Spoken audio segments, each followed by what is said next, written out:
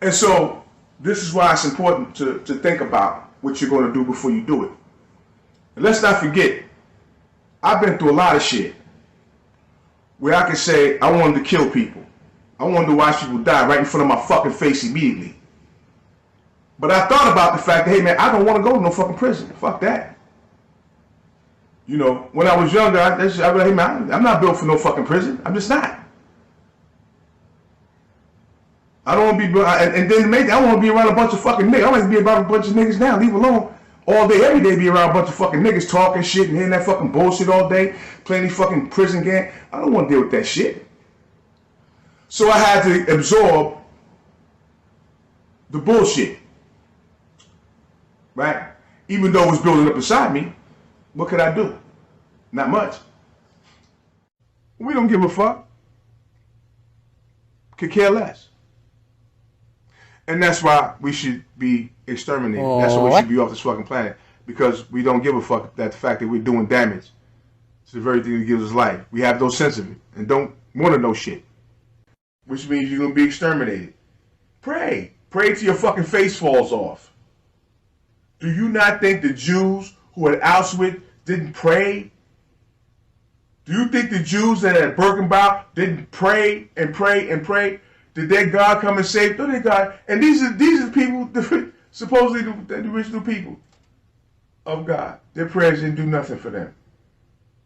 Your prayers not gonna do shit for you.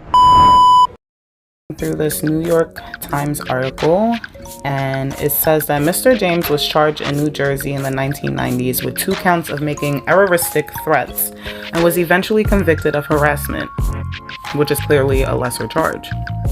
He was found guilty of harassment by a judge, was sentenced to probation, and was to receive further counseling. Officials say that he has been arrested several times in New York for a number of offenses, including at least 1 charge of criminal sex act. His sister, Catherine James Robinson, said that her brother has been on his own his entire life. They barely spoke. She said she didn't know what he was doing for work or whatever the case may be. According to her, she didn't even know where he was living. He would move from house to house. So she says that her brother was born in the Bronx in 1959, and she was surprised to see his name as a suspect in Tuesday's shooting. She says, and I quote, "I don't think he would do anything like this. That's not in his nature to do anything like that." But when I scrolled, not in his nature. When I scrolled, did I read something wrong? Mr. James was charged in New Jersey in the 1990s for 2 counts of erroristic threats. Maybe she meant she was surprised and she doesn't think he would do anything like that in New York because he already did it in New Jersey. I don't know, but this entire situation is insane. That's all I know. And prayers to those who are injured.